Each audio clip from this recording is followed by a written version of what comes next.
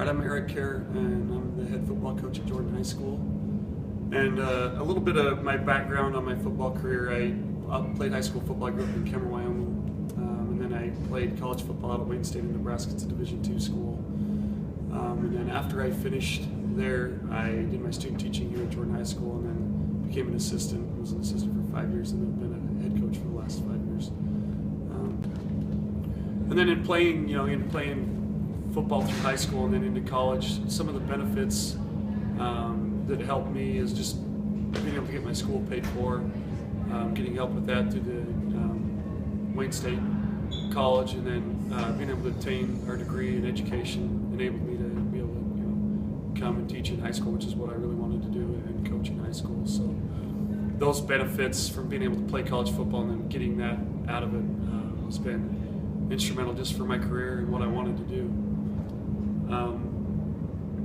Some of the current regulations that they have, NCAA has on football, some of them are kind of interesting, and they're changing a lot, especially just super conference wise. There's some universities that have a ton of money, and the way they do it now is they got the 82 scholarship limit, and the benefits are basically full at the Division I level, and they can split them from then on.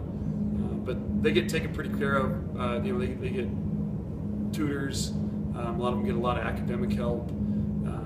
Plus, a lot of them get to eat their meals in-house at the same facility as they have the academic centers. Some of these facilities are pretty good. So most of these kids, the way programs are run now, they're going to make sure they get through and get a degree, which I think is really important. The effects of unionization in college football is a little scary to me. Not just a little scary, it's a lot scary, just because at the Division I level, I believe there's 121, Division I football programs.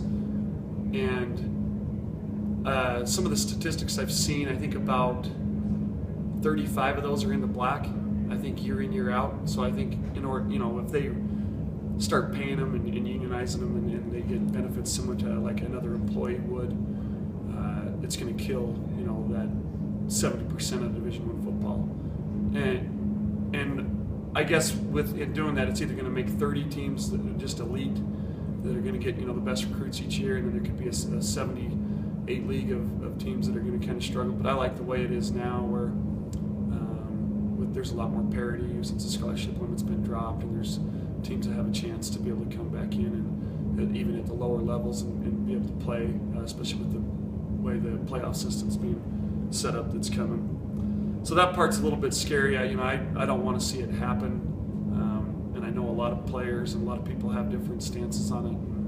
It's going to be interesting to see where it goes. Unfortunately, it probably doesn't really matter what I think or a lot of other people think. It's going to be kind of in the hands of most of the players in the universities. So, but yeah, it's scary. I hope it doesn't happen. I don't believe they should be paid. I don't believe high school athletes or student athletes should be paid at the collegiate level.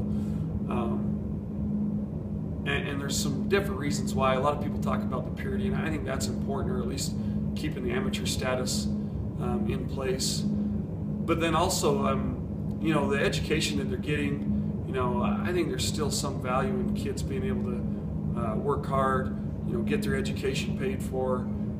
They get their meals taken care of, they get all the academic help, and then to get paid on top of that, I think it's a lot. A lot of these kids are going to, be able to give back to their school, and they got that whole college experience. You get some of these kids making a ton of money at that time, or whatever they end up paying them beyond that. It's going to kind of change that college experience for them.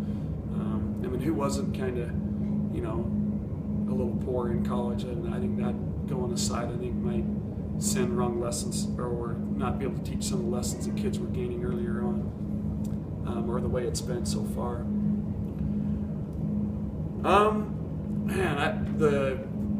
I think college athletes being paid could definitely have an effect on high school athletes, just because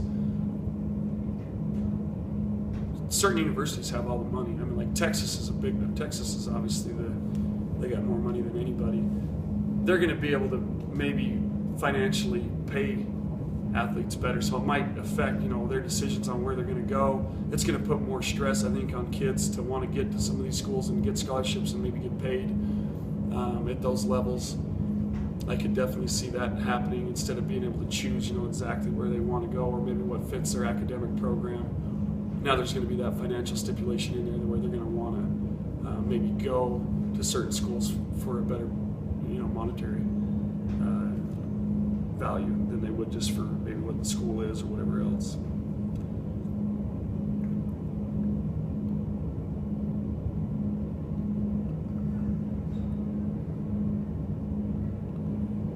Yeah, that's a good question. Yeah, seven's a tough one. I think going on to 8 even. Oh, okay, good. All right.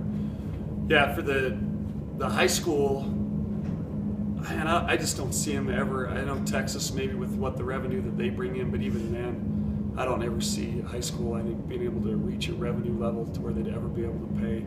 If they did, that'd be brutal. That'd be a tough day, I think. And in 10 years, I see college football in 10 years, unfortunately, probably going to this. I see them probably end up getting paid, which is unfortunate, I think.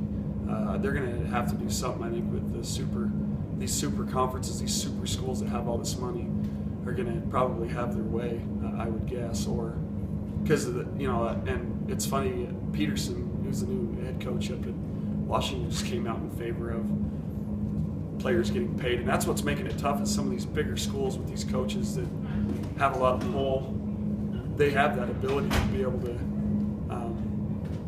bring in some money, bring in some financial backing to where they can pay these kids, and it's going to have a big effect on it. You're going to see the rich get richer, and probably the mid-major down just really kind of start to struggle just bringing in talent, and that's kind of where I see it going. Unfortunately, I'm not in favor of that, but that's kind of where I think it might end up in the next 10 years.